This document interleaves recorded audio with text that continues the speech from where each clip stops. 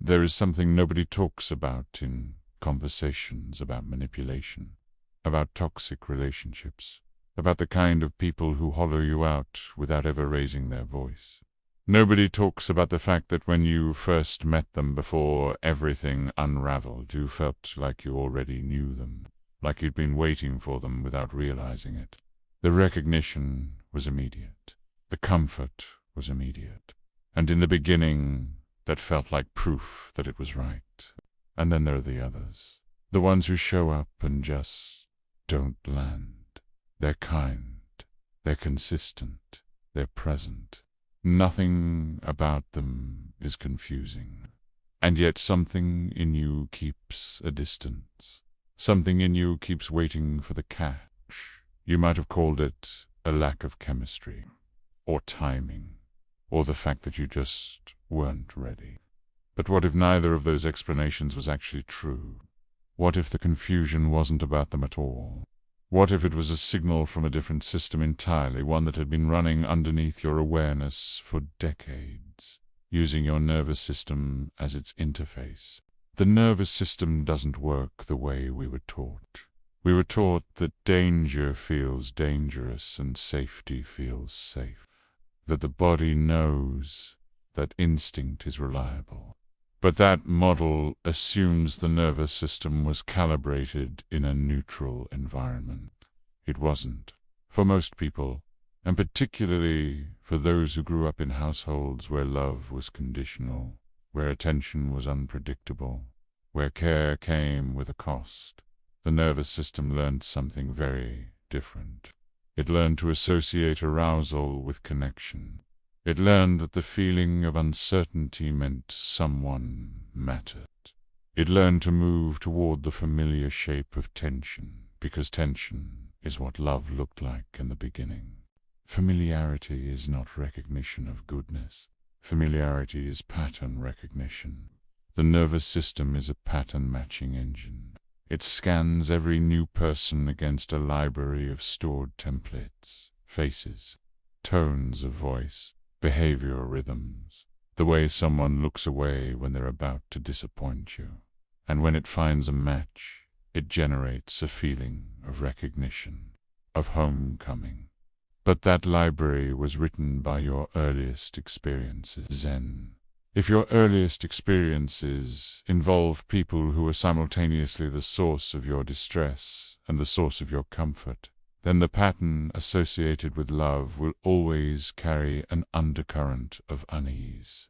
And when a dangerous person walks in and matches that template with precision, you won't feel alarm. You will feel like you've finally found someone who understands you. This is not accidental.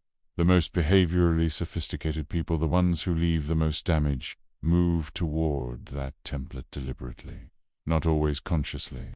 But there is a particular kind of person who has spent a lifetime reading the microsignals that indicate unresolved attachment patterns, who knows how to reflect back the exact emotional language that will feel like home to someone whose home was not safe. They create familiarity on purpose. They mirror your speech patterns.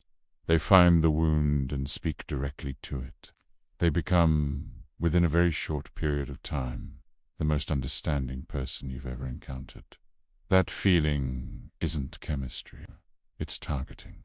There is a specific sequence to how this unfolds. First comes the rapid intimacy, the sense that this person sees you in a way others haven't.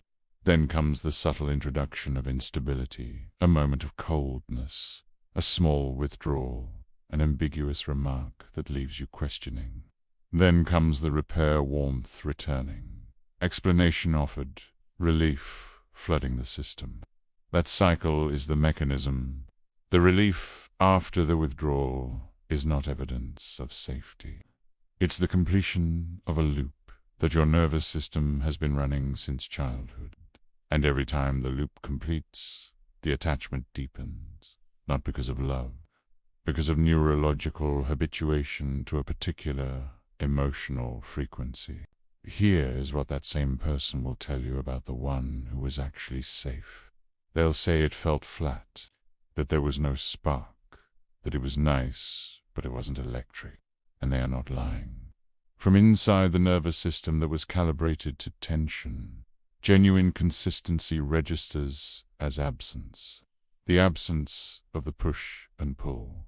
The absence of the uncertainty that the system has mistaken for aliveness. Safe people don't match the template. So the nervous system doesn't generate that jolt of recognition.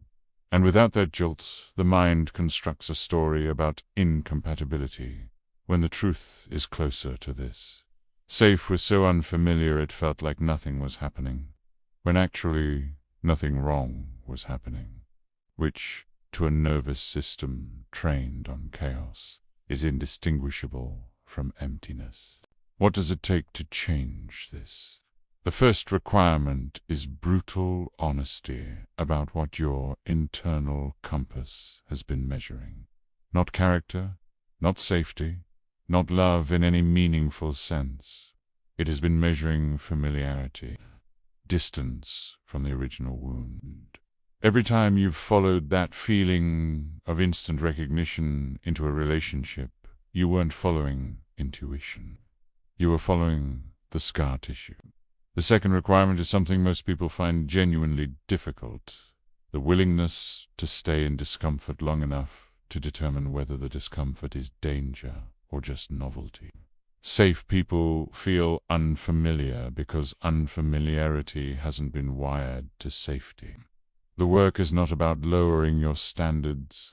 It is about reinterpreting the signal. Every time you follow the template, every time you walk toward the person who feels like home, because home felt like that, you confirm to your nervous system that the template is accurate. You reinforce the very architecture that makes you readable to dangerous people. And every time you dismiss the one who felt safe because they felt wrong, you tell your body that safety is suspicious, that quiet is emptiness, that consistency is a warning sign.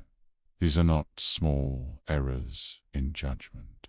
They are foundational instructions being written into the system that governs every relationship you will ever enter. This is why understanding the mechanism matters. Not so you can blame yourself, but so you can interrupt it. The nervous system is not fixed. Familiarity is not destiny. The pattern that was written in someone else's house, under someone else's rules, can be rewritten. But it requires knowing that the compass is off, and that when something feels immediately, deeply, inexplicably right, that feeling deserves examination before it deserves trust, not suspicion. Examination. Because the people who have shaped you the most weren't always the ones who arrived quietly and stayed consistently. Sometimes they arrived like recognition, like relief, like finally. And the body cannot always tell the difference between finally finding safety and finally finding the thing that was always going to cost you everything.